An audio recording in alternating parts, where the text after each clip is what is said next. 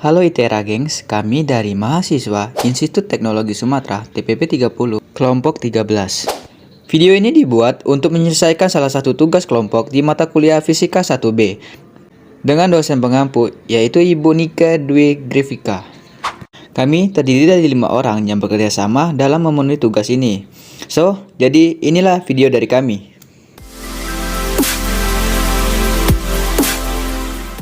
Kami dari kelompok 13 akan menjelaskan penerapan hukum Bernoulli pada ujung selang air. Oke, saya Muhammad Syifa Rabaniat. Sebelum itu, izinkan kami memperkenalkan diri terlebih dahulu. Perkenalkan, nama saya Muhammad Syifa Rabaniat, NIM 122170012 sebagai moderator. Saya Kevin Halamuan Pakwahan, NIM 122120015. Saya Mikael Jordan Nenggolan, NIM 122170015.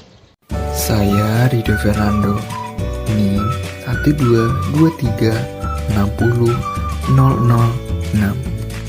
Saya Farhan Aditya Rama, NIM 121700013. Hukum Bernoulli berbunyi, jumlah dari tekanan serta energi kinetik dan energi potensial tiap volume yang berada di setiap titik aliran fluida adalah sama.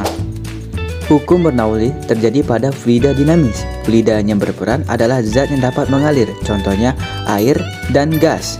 Kembali pada bunyi hukum Bernoulli. Hukum Bernoulli ini merupakan turunan dari energi mekanik.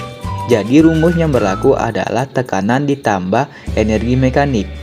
Energi mekanik sendiri adalah energi potensial ditambah energi kinetik.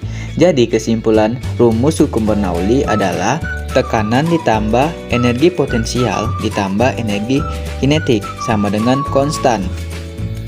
Atau P1 ditambah PGH1 ditambah setengah PV1 kuadrat sama dengan P2 ditambah PGH2 ditambah setengah PV2 kuadrat.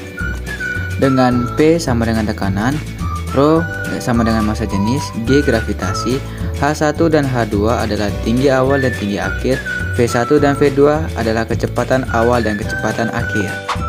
Hukum Bernoulli sangat berkaitan dengan hukum kontinuitas, yaitu saat luas penampang 1 dikali volume 1 akan sama dengan luas penampang 2 dikali volume 2. Nah, untuk lebih lanjut, simak video ini sampai habis, agar kalian dapat mengerti penerapan hukum Bernoulli. Oke, pada percobaan kali ini kita membutuhkan 1 selang jenis PCV, 2 air, 3 keran, 4 alat ukur atau meteran, 5 kayu yang sudah diukur. Menghitung debit air dengan volume 1,5 liter, waktu yang diperlukan adalah 10 second, jadi kecepatannya sama dengan 1,5 dibagi 10 yaitu 15 meter per second. Posisikan selang pada ketinggian 20 cm, kemudian titik jatuhnya yang kita dapat yaitu 33 cm. Selanjutnya pada posisi ketinggian 40 cm, kemudian titik jatuhnya yaitu 33 cm. Posisikan selang pada ketinggian 60 cm, kemudian titik jatuhnya yaitu berada 54 cm. Oke, posisi kamera kita ubah. Kemudian posisi selang pada ketinggian 80 cm, kemudian titik jatuhnya yang kita dapat adalah 67 cm. Percobaan terakhir, posisikan selang pada ketinggian 100 cm. Kemudian titik jatuh yang kita dapat yaitu adalah 71 cm.